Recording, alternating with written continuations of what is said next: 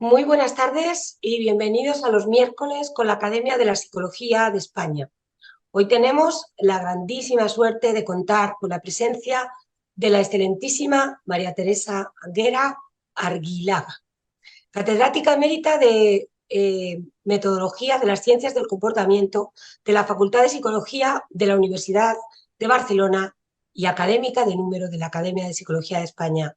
Muchas gracias, profesora. Gracias también a los académicos presentes, a nuestro presidente y, desde luego, gracias a todos ustedes por acompañarnos. Es un honor presentar hoy aquí a una de las grandes de la psicología española, que lleva más de 50 años impartiendo docencia en todos los niveles académicos y en diversas asignaturas metodológicas. Un magisterio que ha ejercido principalmente en la Universidad de Barcelona, pero que se ha ido extendiendo a través de su participación en másters, programas de doctorado, cursos, a universidades de prácticamente todas las comunidades autónomas españolas y varias extranjeras. La profesora María Teresa Anguera ha desempeñado diversos puestos de responsabilidad en la Universidad de Barcelona, que yo recuerde así, de secretaria de la Facultad de Psicología, directora del Departamento de Metodología de las Ciencias del Comportamiento, hasta delegada del rector, vicerrectora en varias ocasiones de política docente y científica e incluso rectora en funciones. Su actividad investigadora se ha centrado fundamentalmente en la metodología observacional, en la que fue pionera en España, en los diseños de evaluación de programas y, más recientemente, en los métodos mixtos, métodos y diseños que ha aplicado a los diferentes campos de la psicología, aunque fundamentalmente, por lo que he comprobado, a la educación y al deporte, y que ha conformado una larga, brillante y fructífera trayectoria investigadora que se traduce en la participación y dirección de más de 50 proyectos financiados, en la publicación de más de 350 artículos en revistas científicas y de casi 200 capítulos en libros. María Teresa es miembro de más de 50 consejos editoriales y científicos y también lo ha sido de múltiples e importantísimos comités ejecutivos de asociaciones científicas como la European Association of Psychological Assessment o la European Association of Methodology. Teniendo en cuenta su magnífica trayectoria docente, académica e investigadora, no es de extrañar que acumule un buen número de reconocimientos y distinciones, entre los que habría que resaltar el de miembro de honor del Consejo Superior Europeo de Doctores, la medalla al mérito profesional de la School of Business and Social Sciences, el ser miembro correspondiente de la Real Academia de Medicina de Cataluña, el ser colegiada de honor por el Colegio Oficial de Psicólogos de Cataluña, el doctorado honoris causa por la Universidad de La Laguna y el doctorado honoris causa por la Universidad de Las Palmas de Gran Canaria, que recibirá el próximo mes de marzo. Todo esto nos habla de su pasión por el trabajo, de su excelencia investigadora y docente, y de que es sin duda una gran referente de la psicología española. De hecho, mirando su currículum, la verdad es que es fácil observar cómo ha ido creciendo el número de colaboradores en sus proyectos a medida que pasaban las páginas y cómo ella ha ido construyendo una gran escuela. En este sentido, hay un dato revelador. La profesora Anguera ha dirigido o codirigido más de 60 tesis doctorales, lo cual nos habla no solo de la magnitud de su magisterio y de su contribución al desarrollo de la psicología española, sino también de su generosa disposición a ayudar a todos los que han tenido la suerte de acercarse a ella y disfrutar de su buen hacer como profesora e investigadora. La profesora María Teresa Anguera es, sin duda, una de las protagonistas del enorme desarrollo que ha tenido la psicología española en los últimos decenios. Y fuimos muchos los que estudiamos y nos convertimos en psicólogos con sus manuales de evaluación. Pero esta presentación, sinceramente, sería injustamente incompleta si no aludo a algunas de las características personales suyas que me fascinan desde que he tenido la suerte de conocerla. Su energía y su entusiasmo para acometer el trabajo y las dificultades de la vida de forma positiva, siempre con su inmensa sonrisa y su belleza de buena persona.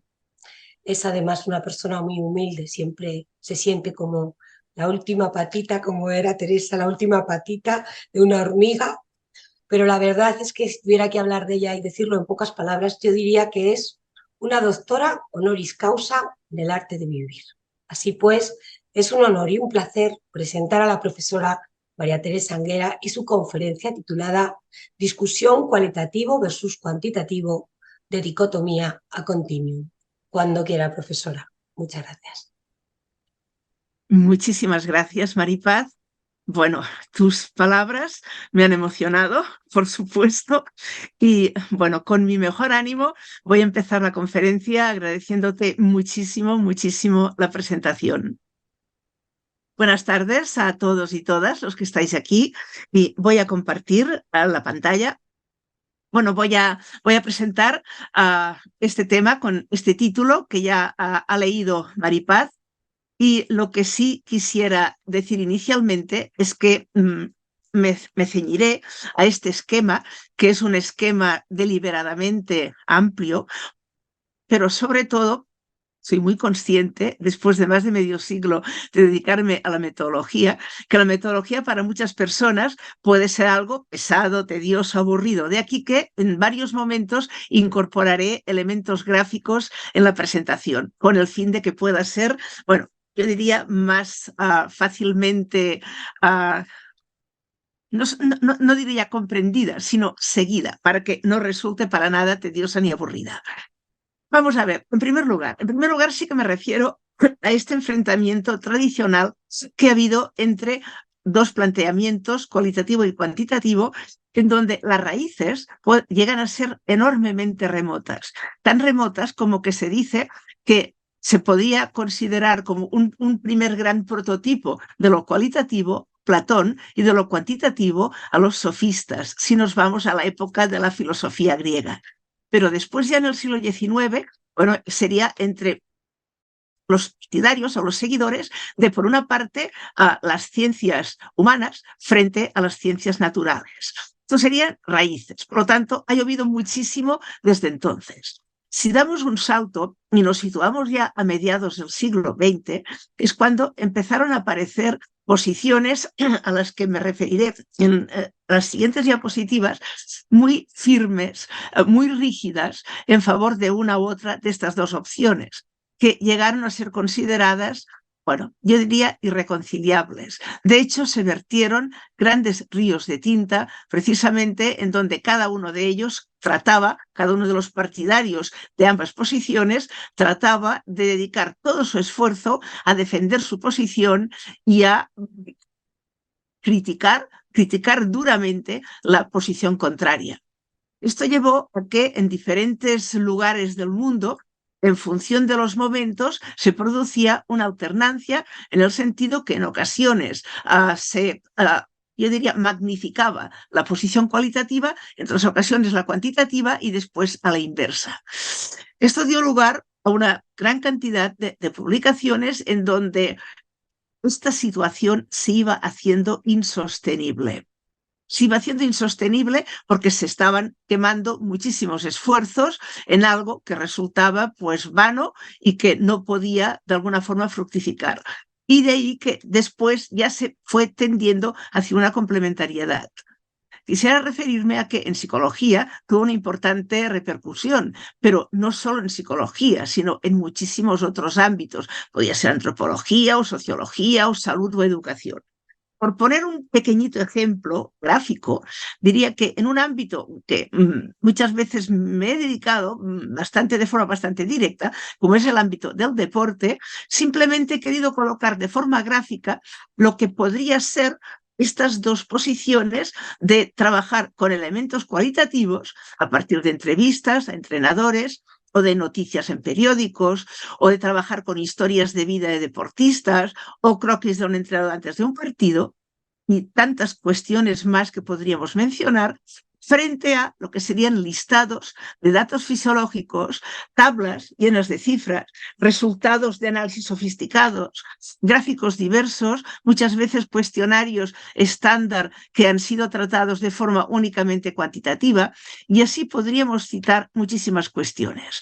De hecho, los elementos que aquí he incluido en gráficos cuantitativos están todos ellos extraídos de artículos publicados en revistas del deporte, que evidentemente muestran esta cara totalmente opuesta de lo que podría ser este planteamiento cualitativo. Yo diría de que ya Cook y Reichert, el año 86, plantearon esta doble posición. ¿Qué se entendía en aquel momento por un planteamiento cuantitativo? Pues lo que de alguna forma defendían en aquel momento autores como Campbell, como Stanley, Rossi, Wright, etcétera, es que planteamiento cuantitativo implicaba una posición, yo diría, totalmente partidaria, de forma unitaria, con lo que sería una metodología experimental, con lo que sería una situación planteada de forma muy artificial y rígida, frente a lo que de alguna forma proponían autores, pues como podía ser Guba, como podía ser Weiss, como podía ser Reichert, en que lo que planteaban eran formas de abordaje de las cuestiones desde un planteamiento etnográfico, desde un planteamiento a partir de casos únicos, pero tratados como historias de vida solamente de una forma totalmente narrativa y descriptiva de los hechos.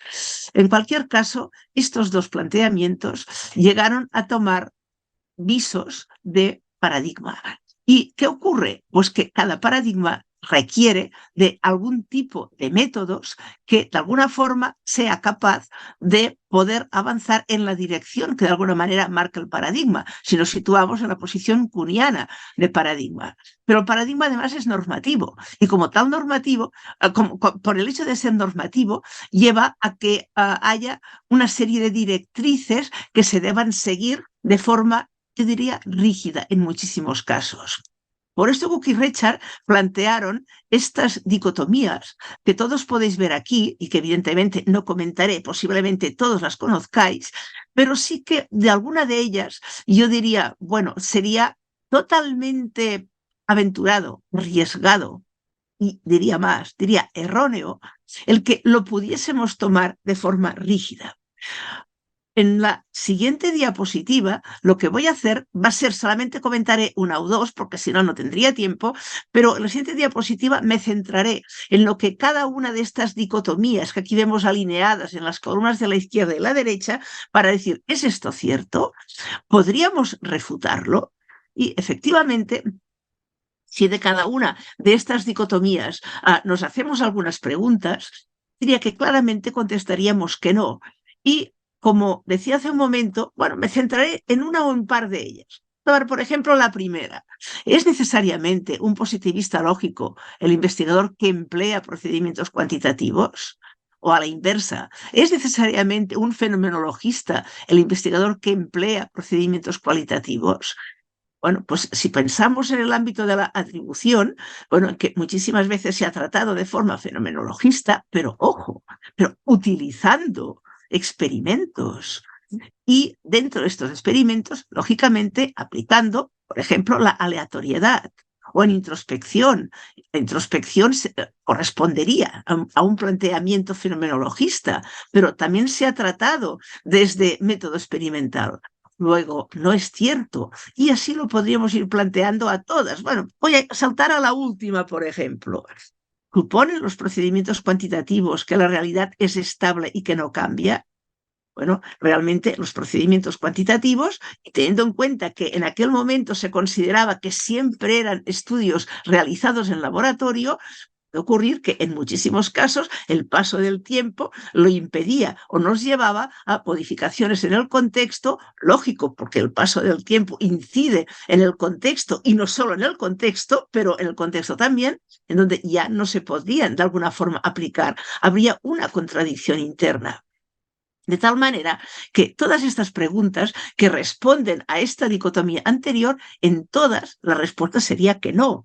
Por lo tanto, esto nos debe hacer pensar en el enorme, yo diría, no solamente radicalización, sino, voy a ir más allá, incluso algún cierto confusionismo, de tal manera que ni siquiera en algunos momentos podía quedar claro qué significaba cualitativo y cuantitativo. Y podríamos pensar en algún ejemplo, una escala de satisfacción que responde un profesional de cualquier ámbito, ¿es cualitativa o cuantitativa? Bueno, hay respuestas que se sitúan en cada una de las dos opciones. O una pregunta categórica después que una persona se lesiona o que sufre un accidente sería, ¿operación quirúrgica o no? También las respuestas según quién la considera que es cualitativo o cuantitativo. Pero yo diría que podríamos pensar y reflexionar sobre muchísimas situaciones, muchísimos episodios en los que todos nosotros nos podemos encontrar. Y aquí he puesto unos cuantos. He dicho coger un puñado de tierra. Bueno, puede plantearse cualitativamente, pero no digamos si cuantitativamente, si pensáramos en lo que significa el volumen, el peso, la composición de la tierra, etcétera, etcétera, etcétera. Cualquiera de ellos, contemplar una pintura o escultura, mirar el firmamento, hablar con alguien o intervenir en un grupo, cocinar, tocar el piano y tantísimos más en nuestra vida. Hay una indudable borrosidad porque según lo que filtremos, según en qué aspectos nos centremos de estas acciones que pueden pertenecer a nuestra vida cotidiana, evidentemente podemos trabajar desde planteamientos cualitativos o desde planteamientos cuantitativos.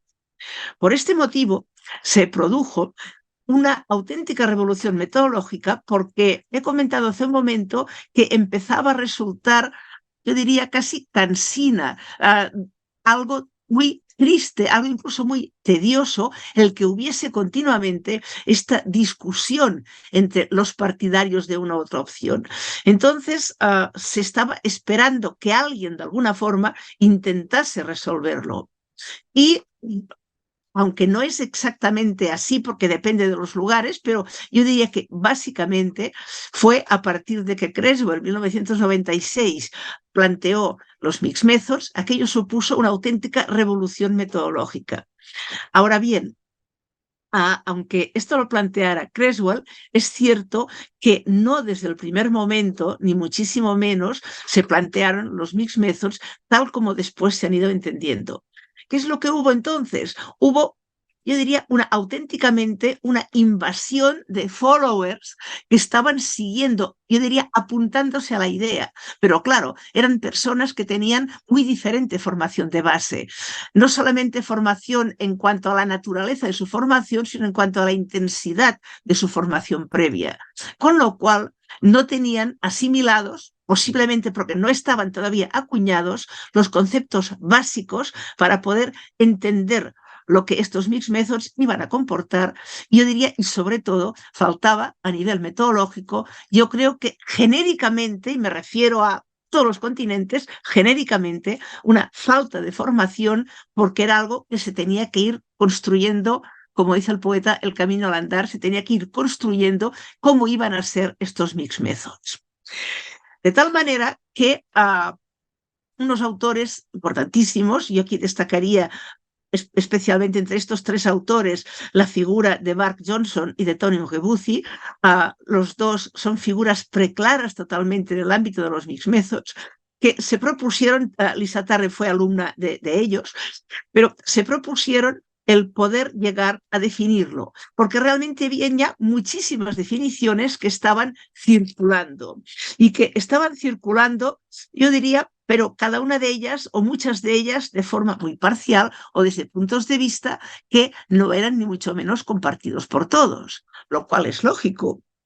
Lógico, por lo que acabo de comentar, porque se estaba creando algo nuevo y había esta formación tan enormemente heterogénea y diversificada entre los seguidores. Se propusieron, se realizaron congresos nacionales e internacionales, se publicaron centenares de artículos en revistas, hubo convenciones diversas, pero todavía se estaba trabajando un tanto, yo diría, no en tierra firme, un tanto sobre el vacío. Entonces, a mí me resultó, yo diría, muy interesante, interesantísima la forma como ellos trataron de trabajar esta cuestión. Y es que, como dicen en su artículo que todos los que os interese el tema de los mixed methods, yo sugeriría que lo leyerais, pidieron a una serie de colegas suyos, todos ellos considerados como personas muy relevantes en el ámbito de los mixed methods, que les escribieran una definición de mixed methods. Y además, como dicen en su artículo, se lo pidieron por correo electrónico. Y tuvieron los correos electrónicos con estas definiciones, con estas 19 definiciones de mixed methods. Realmente, un detalladísimo análisis de contenido que hiciéramos de estas definiciones nos haría pensar, y más tratándose de especialistas con mucho prestigio, de las muchas formas distintas que había de plantearlo. Por ejemplo, me impresionan muchísimo pues, la de Margaret Sandlowski, o por ejemplo la de Pat Baseley, importantísima investigadora australiana, o la de tantísimos autores, la del propio John Creswell, que como antes he dicho fue la primera persona que encabezó y que dio nombre a este movimiento de mixed methods. Y realmente yo diría que a partir de este momento empezó posiblemente a mostrarse la sensación de que se estaba empezando a cuajar lo que significaba, pero todavía de una manera muy provisional, y todavía se presentaban requiebros importantes porque no había de forma clara el conocimiento de qué significaban muchos conceptos. Y pongo dos como ejemplo, que precisamente la propia Pat Baseley, a quien tengo el gusto de conocerla personalmente, porque ella vino a Barcelona hace algún tiempo, cuando empieza su definición diciendo, pero ojo, los mixed methods no se pueden confundir con los multimethod. Efectivamente. ¿Por qué? Pues porque este es uno de los conceptos que más en aquel momento se estaban utilizando, entiendo que de forma equivocada, porque multimethod se trataría de un estudio en que en función de los diferentes objetivos se requiere utilizar diferentes metodologías. Por lo tanto, cada una de estas metodologías implica un diferente grado de control interno. Consecuentemente, no es lo mismo un estudio multimethod que un estudio mixed method. Un estudio mixed method hoy día lo entenderíamos como un estudio en el cual se integran elementos cualitativos y cuantitativos, pero esto puede ser dentro de una única metodología. Y puede haber un estudio multimethod en que todo el estudio en sus diferentes metodologías según los objetivos se esté trabajando solo con una metodología cualitativa o cuantitativa. Lo pongo estrictamente como ejemplo de una de las muchísimas cuestiones que dieron que hablar durante muchísimo tiempo.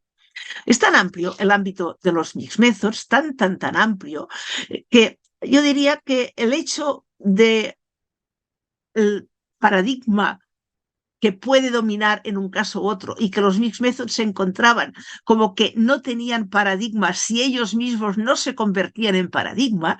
De hecho, han sido varios los autores que han conferido a mixed methods como el tercer paradigma, que resulta que yo creo que se debería estructurar de forma muy clara el planteamiento desde un nivel epistemológico y por lo tanto paradigmático, pero luego desde un nivel metodológico en donde hay muchísimos aspectos a tener en cuenta, y luego desde un nivel técnico. No olvidemos que el nivel técnico puede incluir también desde simplemente software que se utilice o incluso técnicas analíticas que también se estén utilizando. Y aquí voy a centrarme esencialmente en el nivel metodológico. Y porque sería inabordable, y aún así, bueno, resulta tremendamente amplio, porque mi planteamiento es, como dice el subtítulo de esta conferencia, es plantear cómo podemos ir desde la dicotomía, esta clara dicotomía cualitativo-cuantitativo, a un continuum. Y para ir a este continuum, entiendo que el nivel metodológico es el que nos puede brindar todos los elementos para poder mostrarlo. Si lo representamos en un dibujo simple, simplísimo, pues ¿qué diríamos? Pues que, bueno, la vertiente cualitativa y la cuantitativa se olvidan una a otra, pelean entre sí, y efectivamente esto nos lleva a que la nueva etapa que ahora se planteaba de mixed methods tenía que tener un lema, tenía que tener, yo diría, aquel leitmotiv en torno al cual giraran todos los trabajos que se realizaban. Y este fue la complementariedad. Complementariedad que parece muy fácil decirlo, pero que no nos indica para nada cómo después esto se podía llevar a cabo la práctica. Y más teniendo en cuenta que, y aquí lo estoy obviando, hubo muchas crisis diversas que durante el camino, durante esta complementariedad, que aproximadamente fue de 10 años con diferencias entre diferentes países, muy aproximadamente entre el año 2000 y el 2010, pero como digo, con diferencias según países, esta complementariedad no era siempre entendida igual.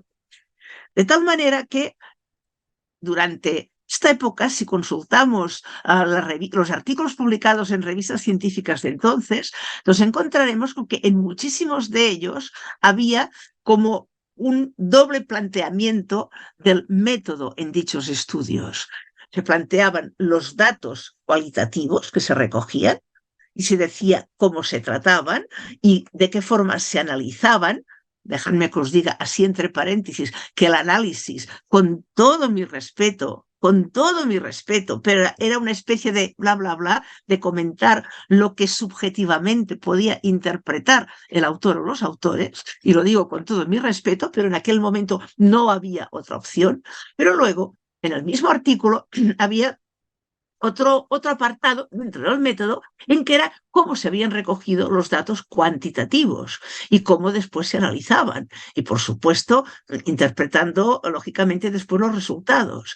De tal manera que, bueno, nos podíamos quedar absortos viéndolo porque parecía como que eran dos artículos distintos, pero en que había una especie de techo común en donde, en aras a dicha complementariedad, es cierto que en el mismo artículo se trabajaba la vertiente cualitativa y la cuantitativa, pero cada una de ellas ignoraba completamente a la otra. Bueno, esto que ahora estoy diciéndolo de forma, diría, un tanto rápida y en poco tiempo, esto llevó a, bueno, una etapa de un desarrollo impresionante de los mixed methods. Y tan impresionante es el desarrollo, puesto desarrollo abrumador de los mixed methods, que simplemente para que quede como muy claro lo que esto representaba, en aquel momento, tal como habían publicado los autores, aunque Bucy, que es el que antes he comentado, ahora mismo está en el top absolutamente en el mundo de los mixed methods, posiblemente sea la persona con más trabajos publicados en el mundo en nuestro ámbito. Bucy considera, y así lo tiene desarrollado en trabajos previos a este del cual he extraído un párrafo, en que contemplaba que habiendo 58 tipos de datos cuantitativos y 60 tipos de datos cualitativos, como en cada estudio, decía, si un investigador utiliza en estos estudios una técnica de análisis cuantitativa y una técnica de análisis cuantitativo, porque es lo que se hacía, uno de cada dentro del mismo artículo, evidentemente, si multiplicamos 58 por 60, salen 3.480 combinaciones de estos posibles estudios en donde la complementariedad es lo que primaba, porque siempre habría un análisis cualitativo y un análisis cuantitativo dentro del mismo artículo. Bueno, entiendo que todos os podéis hacer una idea de la magnitud que esto llegó a alcanzar. La cantidad de literatura científica sobre ello es impresionante. Por ejemplo, para justificar cuáles son estos 58 tipos de datos cuantitativos y estos 60 tipos de datos cualitativos, más la gran cantidad de publicaciones en que fueron realmente combinando uno u otro de estos tipos de datos, y que esto daba lugar pues a esta inmensísima, yo diría, producción científica que hubo. Pero ya al cabo de algún tiempo empezó a detectarse un cierto ocaso de este planteamiento de la complementariedad. De tal manera que en un trabajo importante de Judith Sonnenbaum y Mark Johnson, Judith Sonnenbaum es, yo diría en estos momentos, la más preclara representante europea de los mixed methods, a la Universidad de Viena, aunque ella es holandesa, en donde en ese trabajo he extraído una frase en donde he marcado algo en amarillo. Porque en este caso los diferentes componentes, primero dice cuál y cuán, pero luego dice cuál and cuán según si enfatizamos cuál de ellos está teniendo una prioridad o cuál de ellos está teniendo más peso. Aquí se está empezando ya a mostrar cómo, es muy posible que no contemplemos ya uno y otro separados, sino que de alguna forma uno de ellos va a tener más peso que el otro y que esto podrá llevar, desarrollándose obviamente, a que vayamos entendiendo que no hay estudios ni cualitativos puros ni cuantitativos puros. Por lo tanto, no tendría sentido ya que un trabajo tuviese un planteamiento cualitativo y otro cuantitativo, sino en aras a ir hacia un continuum, que es lo que iremos viendo. He recogido 3 frases que creo que son importantes. Una de Margaret Sondelowski, a la que le tengo verdadera devoción, que afirma que no hay métodos cuantitativos puros que no impliquen elementos cualitativos en algunas etapas del proceso. Por lo tanto, ya se plantea estudios que son cuantitativos, pero que hay elementos cualitativos insertos allí. Es un cambio clarísimo en el panorama. Zabonimpa, que dice que efectivamente cada vez se está mostrando que hay más solapamiento entre los análisis cuando tenemos datos cualitativos y cuantitativos. O Newman y Hickok, que defienden que no hay investigaciones inherentemente cuantitativas, cualitativas o mixed method. Es decir, que esta dicotomía se estaba dejando atrás.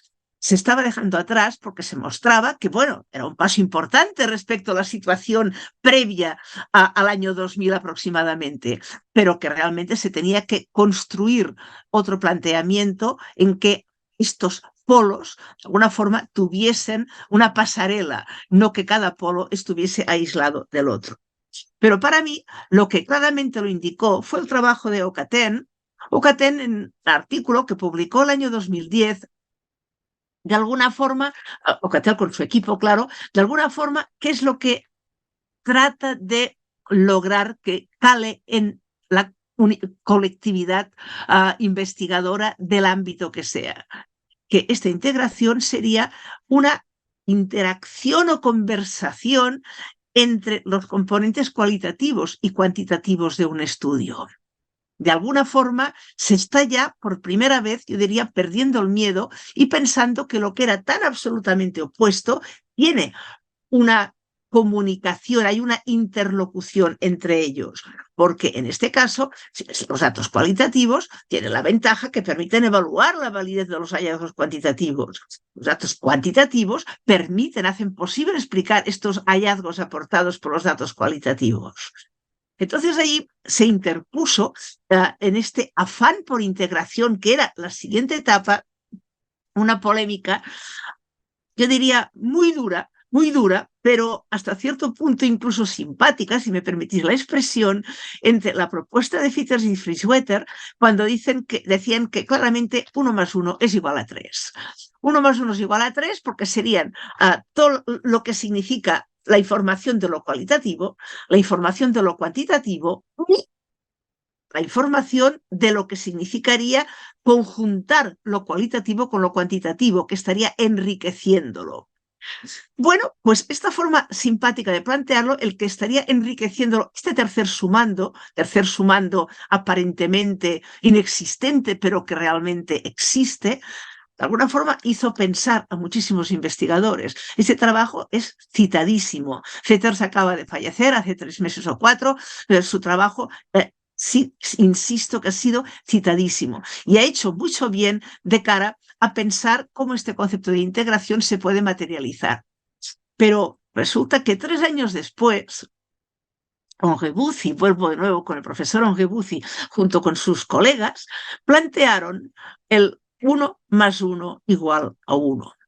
Y en donde, de alguna forma, jocosamente, critican la polémica de Fiters y Frischwetter, diciendo que lo que ellos hicieron era digo textualmente, muy entre comillas, un estiramiento del cerebro, porque realmente ellos entienden que a lo que hay que ir es al radical punto medio. Y este radical punto medio implica que tenemos lo cualitativo con lo cuantitativo que se integran formando una única unidad. Y consecuentemente de ahí su lema del 1 más 1 igual a 1. Esto ahora no puedo entrar más en ello porque no tendría tiempo, pero quisiera que tuvierais muy presente que esta polémica dio lugar a que realmente se pensara mucho por parte de muchísimas personas. Pero diríamos, bueno, pero entonces, ¿cómo llevamos a cabo esta integración si ya se había aposentado esta integración? Esta integración necesitaba algunas ayudas. Y una importante ayuda fue la transformación de datos. Las transformaciones de datos en el marco de integración son básicas y que ya desde muy antiguo, nada menos que desde el año 98, Tasaclor y Teddy ya se refirieron a ello, se refirieron al quantitizing y al qualitizing. Y he querido colocar aquí lo que sería el recorte del título, tanto del quantitizing como del qualitizing. Yo que tuve la gran suerte en su momento, en 2015, de trabajar con la profesora Margaret Sandelowski en Chapel Hill, en 2016 con el profesor Ongebuzi en Houston, y que por lo tanto los conozco personalmente, yo diría que los dos, personas absolutamente apasionadas de los mixed methods, realmente en aquel momento estaban absolutamente radicales cada uno en esta posición. Y ahora, en que el profesor Ongebuzi tiene en prensa, en esta misma revista, un artículo que es Revisitando el Quantitizing, vamos a ver qué dice, porque realmente sus razonamientos sobre cómo se llevan a cabo estas conversiones de datos pasan por derroteros enormemente diversos.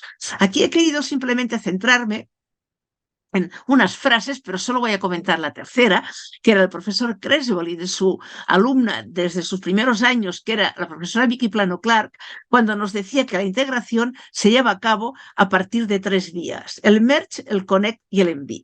El merge, el connect y el embed, que aquí los he planteado de forma esquemática, en donde en el merge, ¿qué tenemos? En el merge tenemos datos que tienen diferente naturaleza y que en una investigación podemos tener como punto de partida. Por ejemplo, un cuestionario, una historia de vida, una entrevista en profundidad, una escala, un registro observacional, por lo tanto, datos de muy diferente naturaleza. De tal manera que los resultados tendrán que de alguna forma obtenerse a partir de mezclar, converger estos datos cualitativos y cuantitativos. Una segunda vía, la vía Connect, en donde tenemos datos cualitativos, pero estos datos cualitativos se tienen que organizar, se tienen que sistematizar, de tal manera que luego, siendo igualmente cualitativos, pero permiten ser tratados cuantitativamente. Y por lo tanto es una forma clarísima de integración intrínseca al propio procedimiento. Pero después habría el embed, el de incrustar o anidar. Tengo todos los datos que son cualitativos, pero uno solo cuantitativo, o a la inversa. Bueno, pues si alguien tiene un accidente y está en la UCI y está rodeado de cables y con gráficas que están mostrando pues, sus variables fisiológicas, es cuantitativo. Si alguien, médico, una enfermera, un familiar, se acerca, le habla, le dice algo, comenta, tiene un mínimo intercambio de palabras, esta información es cualitativa, será un dato cualitativo dentro de muchísimos cuantitativos. Esto lo estoy diciendo muy esquemáticamente. Resulta que de estas tres, una de ellas, el Connect, es la que posiblemente mejor plantea todo lo que es el proceso de quantitizing sobre el que tantísimo se ha trabajado, que si me permitís, solamente en muy poquitas diapositivas os doy una pincelada desde una metodología en concreto, porque permite ver perfectamente cómo se produce este fenómeno, entre comillas, del quantitizing. En metodología observacional, y lo digo muy brevemente, hay 3 grandes macroetapas. Una primera etapa cualitativa, una segunda etapa cuantitativa y una tercera etapa que es cualitativa de nuevo. Y entre la primera y segunda etapa se produce el quantitizing con esta secuencia de cual. Pues bien, teniendo esto presente, ¿cómo se materializaría este quantitizing? Pues aquí he puesto un pequeño ejemplo en donde en parte está extraído de una publicación, pero sería que entre el momento en que hemos construido el instrumento y registramos, cuando registramos, si yo tenía un registro primero inicial de tipo descriptivo o tengo un texto de carácter narrativo obtenido, por ejemplo, a partir de una entrevista en profundidad, construyendo un instrumento de observación a medida, esto me permite codificarlo. Y entonces podremos tener matrices de códigos. Para que se vea más claro, y lo he mostrado también. Podéis ver abajo que tenemos 3 dimensiones con una serie de unidades que me van separando entre ellas. Y yo tengo un código correspondiente a cada una de las dimensiones de acuerdo con la categorización que se haya hecho de la dimensión A, de la dimensión B, de la dimensión C. Si resulta que yo en la primera unidad, como vemos en la figura de abajo, tengo los códigos A2, B5 y C1, en esta matriz de códigos en verde veo el A2, B5, C1, que dura el tiempo que sea. En la siguiente tengo B5 y C3, en la segunda fila veo B5 y C3. Estos datos son cualitativos, nadie lo dudaría. Nadie, son totalmente cualitativos. Será cuantitativa la duración si la tengo en cuenta, pero puedo prescindir de ella. Estos datos que son cualitativos son una matriz de códigos, constituir una matriz de códigos irregular, evidentemente, porque no siempre se obtiene información de todas las dimensiones, pero después se pueden tratar cuantitativamente. Y aquí pongo un ejemplo de cómo a partir de una matriz de códigos, después, con 2 análisis distintos, pero podrían haber sido más, se ha tratado cuantitativamente. Por lo tanto, entiendo que este quantitizing se está demostrando que permite seguir esta secuencia de cual, cuan, cual. Esto realmente está ya, yo diría, muy sedimentado en este ámbito, el quantitizing. Menos lo está el qualitizing. El qualitizing es más complejo, está más discutido, posiblemente todavía no haya una madurez suficiente para ello. Y además, tampoco están de acuerdo los diferentes autores, aunque todos dicen que implica transformar datos cuantitativos en formas cualitativas, pero no están de acuerdo en la forma de llevarlo a cabo. Y en donde la polémica que antes he comentado del 1 más 1 igual a 1 frente al 1 más 1 igual a 3 está teniendo mucho que ver en lo que muy últimamente, me refiero a años 2020 hasta ahora, por ejemplo, se está publicando sobre qualitizing. Szaboninpa, por ejemplo, insiste muchísimo en algo que creo que tiene toda la razón. El proceso del qualitizing lo que tiene que permitir es poder disponer de una representación conceptual, como por ejemplo, si realizamos un análisis factorial, por citar una técnica analítica claramente cuantitativa, en donde en el momento de que tenemos los resultados obtenidos, después tratamos de dar nombre a cada uno de estos factores precisamente en función de toda la información que implican las diferentes variables con las cuales estamos trabajando. Entonces, es cierto que es un qualitizing que está integrado con los resultados obtenidos. Este ejemplo también lo muestra. Este ejemplo es de un estudio que se ha hecho justamente a partir de la experiencia de estudiantes de Sudáfrica durante la época COVID, en esta encuesta online que se hizo a más de 4.400 estudiantes y en donde, en función de lo que ellos respondían, se pudieron perfectamente caracterizar y analizar e interpretar cualitativamente las áreas que mostraban más preocupación por su parte con toda una serie de cuestiones también de importante interés, además, que se le estaban preguntando. A partir de aquí, a partir de especie, yo diría, si me permitís la expresión, de revoltijo de ideas, porque he dicho que el quantitizing y el qualitizing están permitiendo que de alguna forma facilitemos esta integración, ahora nos podríamos preguntar, ¿dónde nos encontramos ahora mismo un mixed method? ¿Estamos todavía en integración? Sí, pero ¿esta integración es estática o es dinámica? Bueno, es indudablemente dinámica. En este momento nos encontramos en una situación, yo diría, en que se está empezando una nueva época, yo diría a partir de hace 2 años aproximadamente, una nueva época en donde ha tenido muchísimo que ver la propuesta que en su día hicieron Hitchcock y Tony Ongebuzi, cuando plantearon todo lo que era el crossover análisis. Yo ni siquiera me atrevería a llamarle análisis cruzados, sino que yo al menos respetaría el propio término de crossover que ellos plantearon, que es donde se muestra ya de forma clara y definida este continuum cualitativo-cuantitativo, en donde, como podéis ver en la figura, en los 2 polos, donde tenemos el énfasis cuantitativo, es donde hay este uso intenso de técnicas cuantitativas, pero que, sin embargo, está ya alineándose de cara a poder llegar a una situación de continuum. Y lo mismo podríamos decir en el punto medio y en el extremo de análisis cualitativo. Fuerte uso, pero ya muy pronto incorporarán justamente este cruce, en donde lo que tendremos será que habrá técnicas cualitativas en el polo en que interesa lo cuantitativo y viceversa.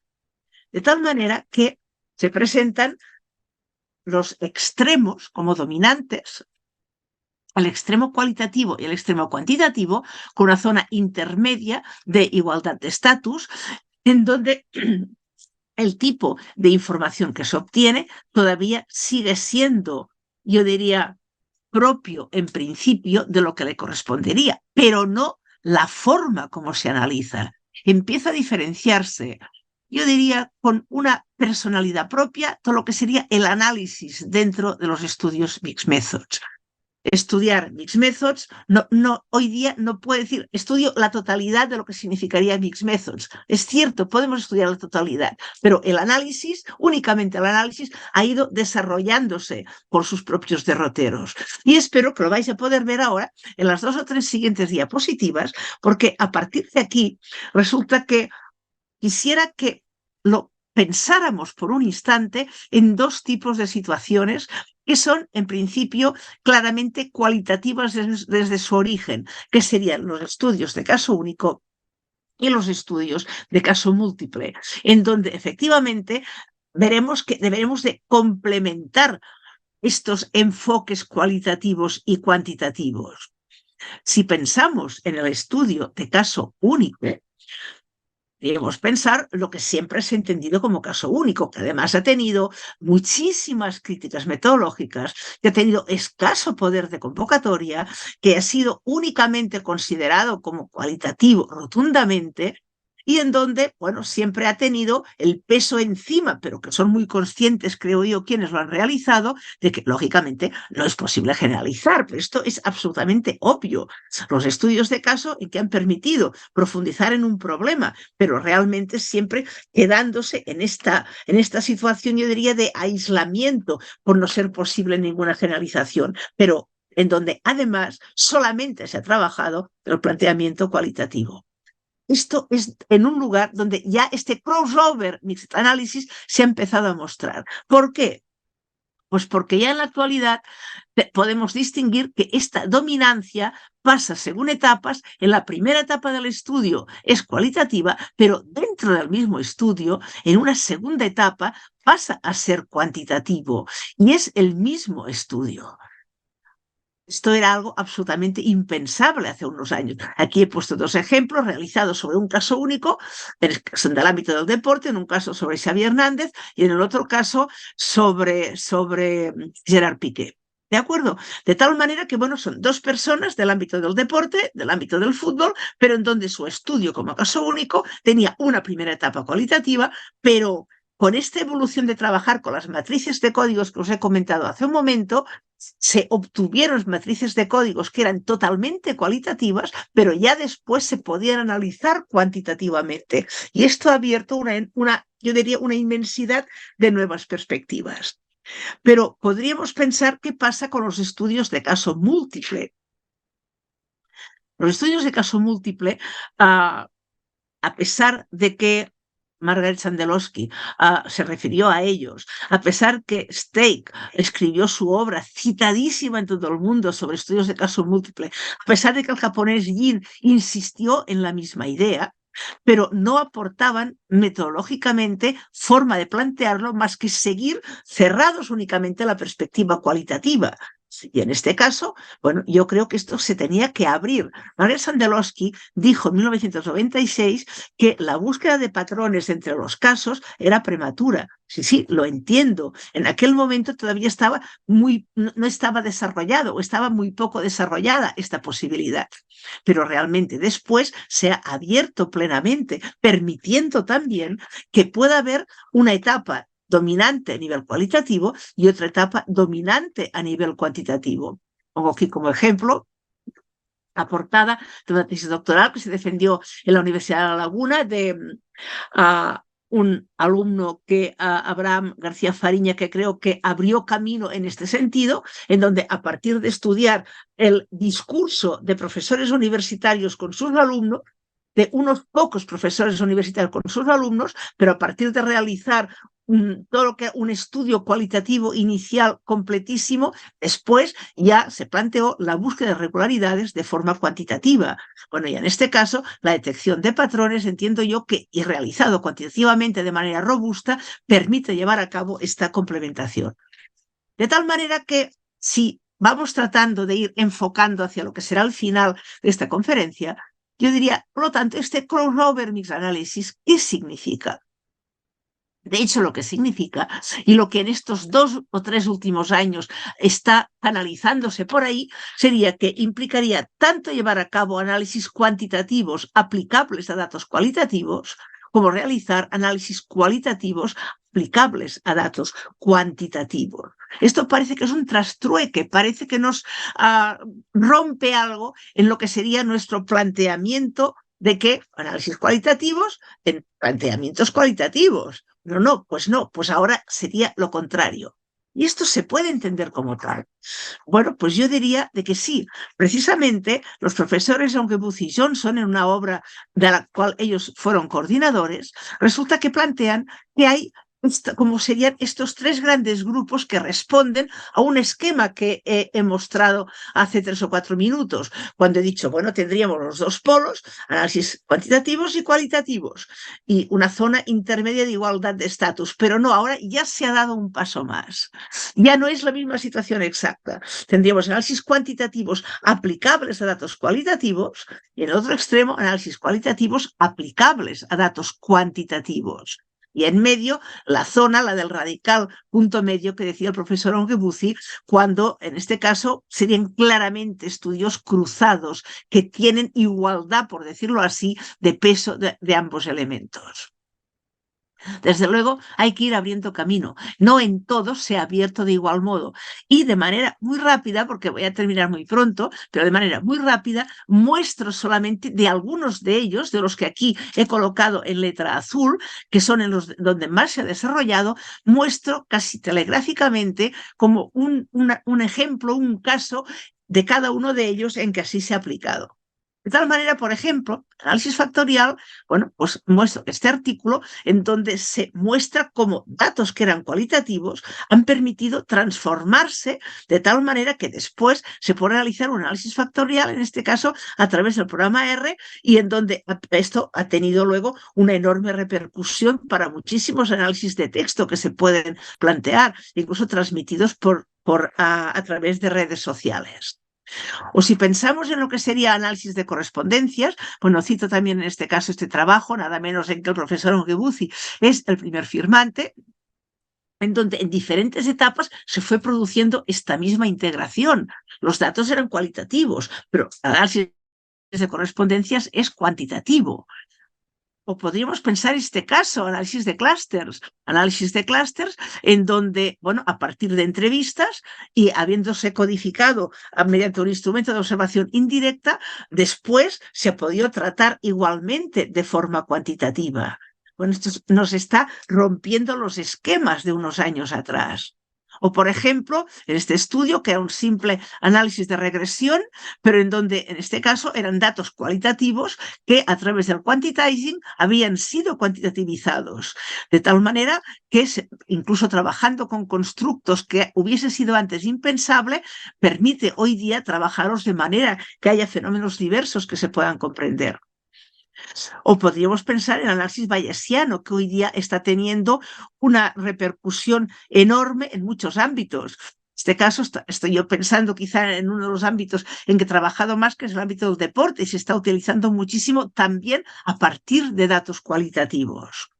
O podríamos pensar en los análisis diacrónicos de datos cualitativos, como los ejemplos que os he mostrado antes de caso único o de caso múltiple. Trabajamos, registramos cualitativamente, organizamos esta información. Cuando la tenemos organizada utilizando un instrumento elaborado a medida, tenemos matrices de códigos que son cualitativas, evidentemente, y luego tratamos cuantitativamente, de forma robusta, estas matrices de códigos.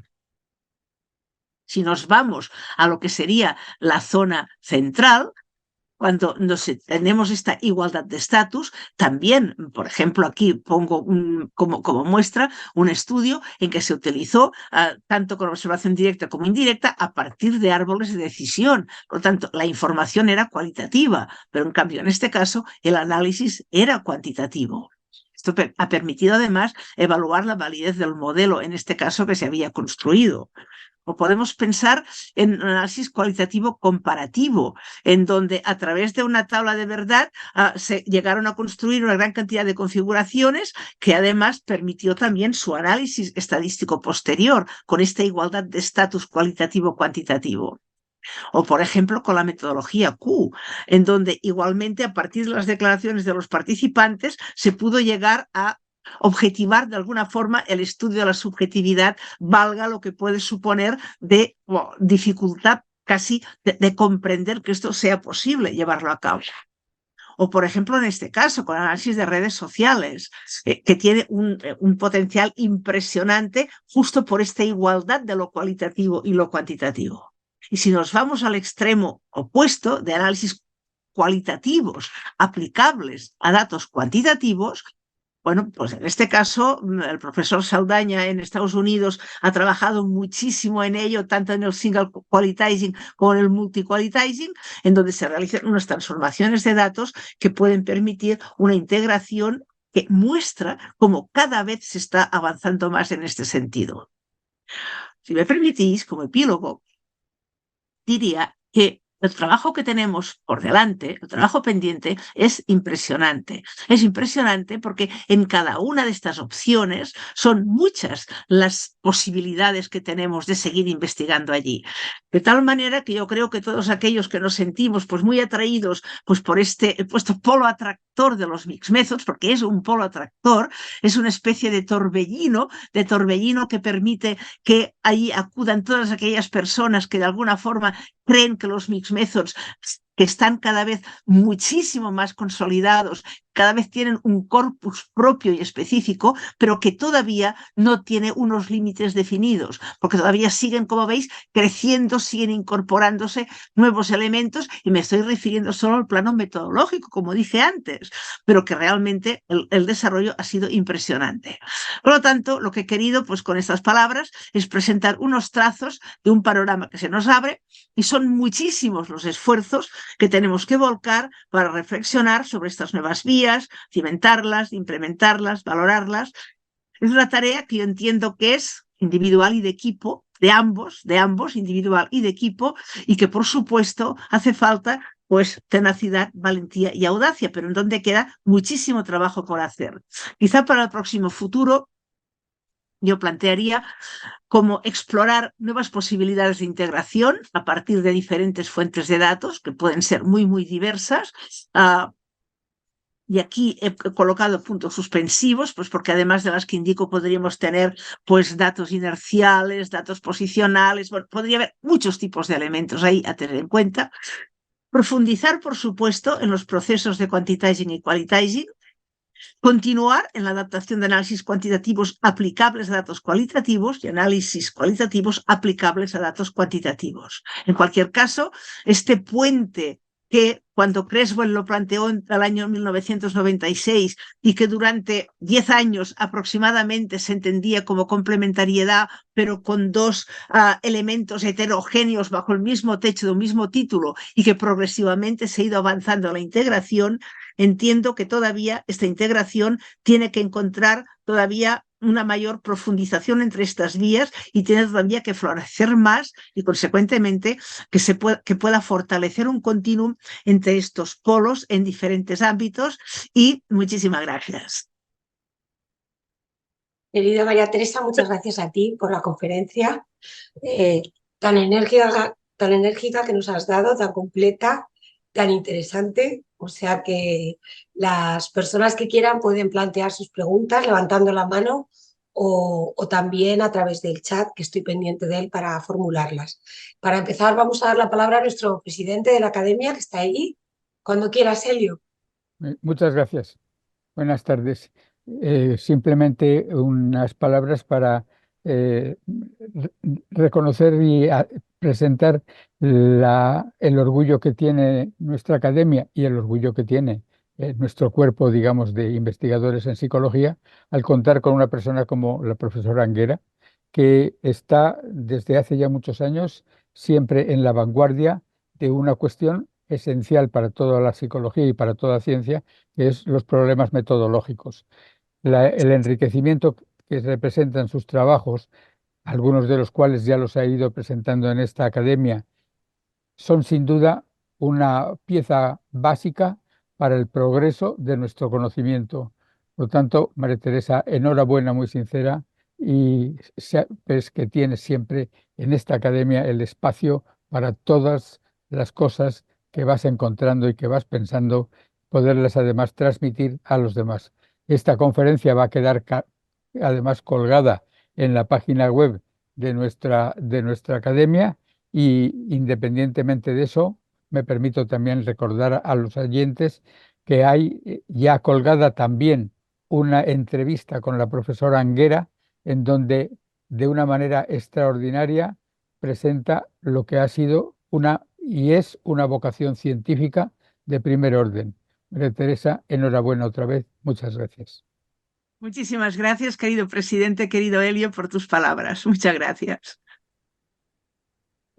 María Teresa, bueno, aparte de felicitaciones en el chat, excelente conferencia, siempre es un placer escucharte, nos dice también la profesora Maite Garay Gordovi, muy interesante la disertación, gracias por las aportaciones, bueno, eso ya, una pregunta por un poco saber qué opinas tú, ¿no? O sea, ¿cuál es la presencia que tú crees que tienen este tipo de métodos actualmente en la enseñanza de la psicología, tanto a nivel de grado como de posgrado? ¿Cómo lo ves tú?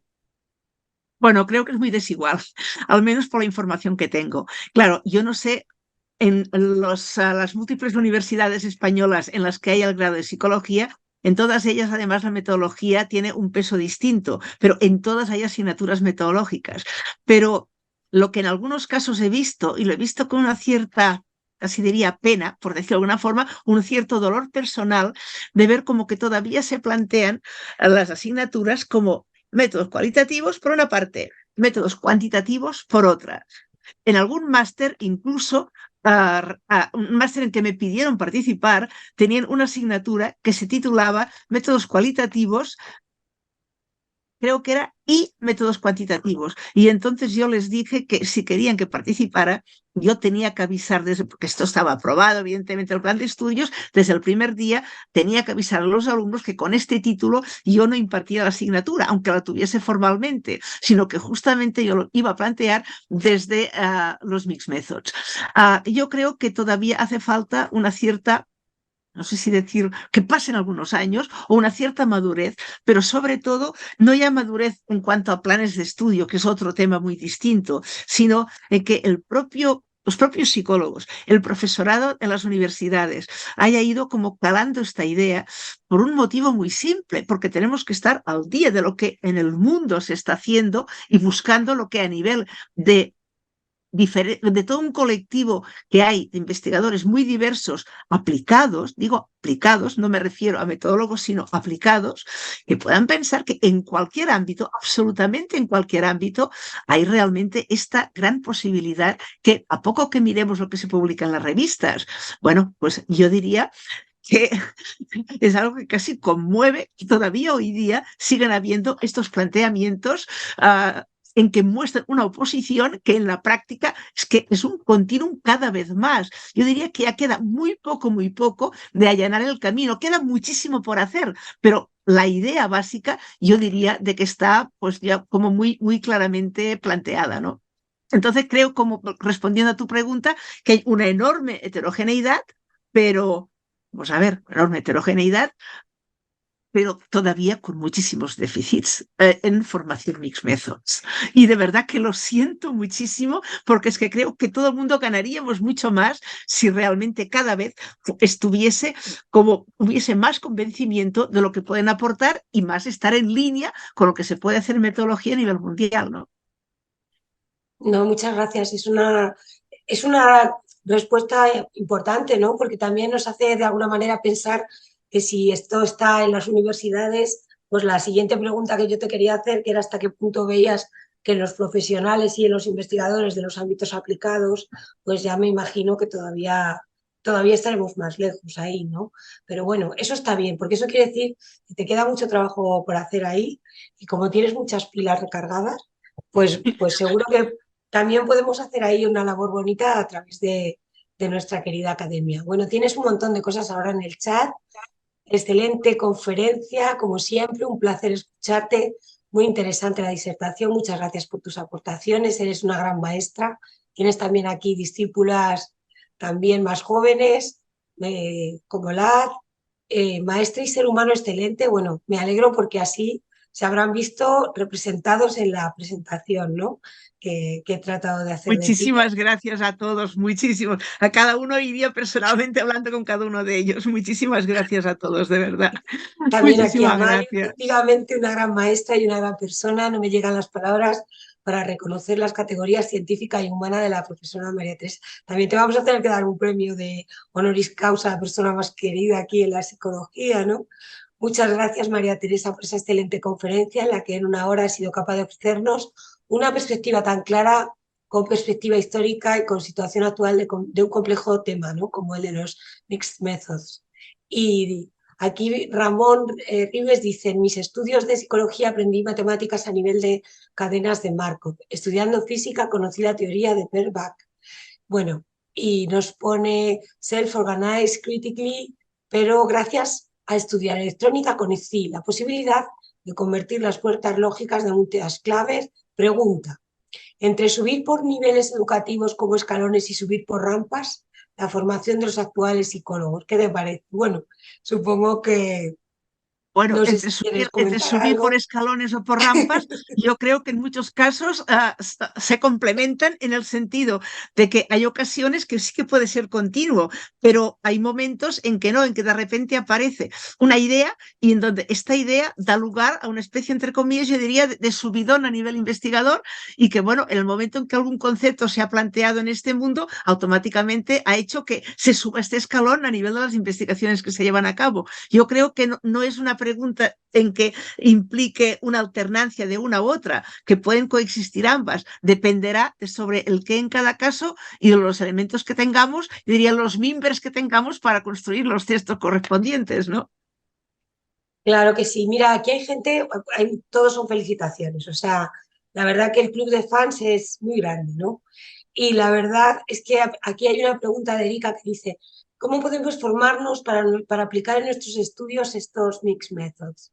Yo tenía pensado hacer un ensayo controlado. ¿Cómo podría estudiar más sobre esto? ¿Qué recomiendas, María Teresa, a la Bueno, gente que está interesada? en este caso, Erika Gutiérrez, que veo que es quien dice que tenía pensado hacer un ensayo controlado aleatorizado, bueno, podría plantear método mixto si además de el propio ensayo controlado aleatorizado sobre los participantes tiene informaciones de otro tipo, como pudiesen ser, o sea, pues a lo mejor una entrevista en profundidad, a lo mejor un grupo focal con ellos, de tal manera que tendría una información que sería cualitativa en su origen y que podría llevar a cabo este quantitizing, tal como lo comenté antes, en donde la información seguiría siendo cualitativa, pero evidentemente una vez organizada se podría tratar cuantitativamente y de esta forma podría plantearse como mixed method, evidentemente.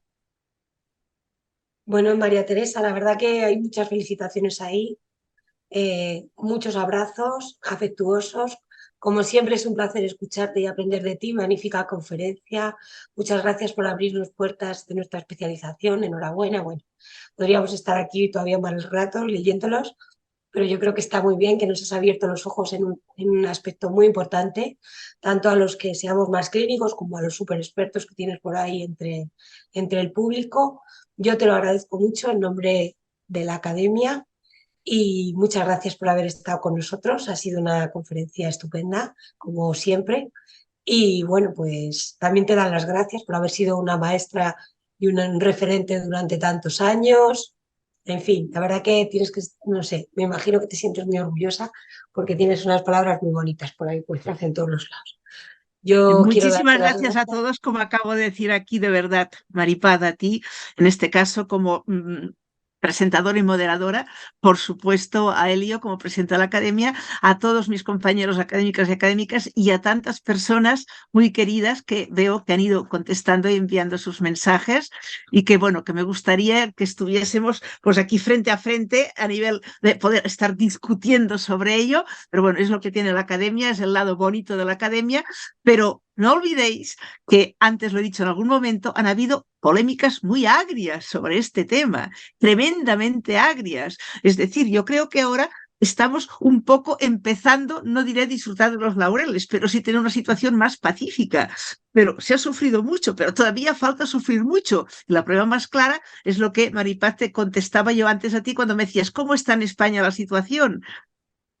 Bueno, pues sí que se trabaja en diferentes sitios, pero yo creo que todavía falta mucho, falta todavía muchísimo para que se pueda avanzar más y llegar, yo diría, a un nivel de mixed methods en todas las universidades, de forma que se pueda explicar y que los alumnos lo reciban para que ellos a su vez lo apliquen, ¿no? Pues muchas gracias en nombre de todos y de la academia, gracias y nada, les emplazamos ya para nuestras siguientes conferencias de los miércoles después de las Navidades. Muchísimas gracias. El primer miércoles después de las Navidades, el año que viene, volveremos a estar ofreciendo una de nuestras conferencias de los miércoles con la academia. Muchas gracias, María Muy bien, Teresa. adiós a todos, ¿eh? Adiós a todos. Adiós. Gracias a todos. Adiós.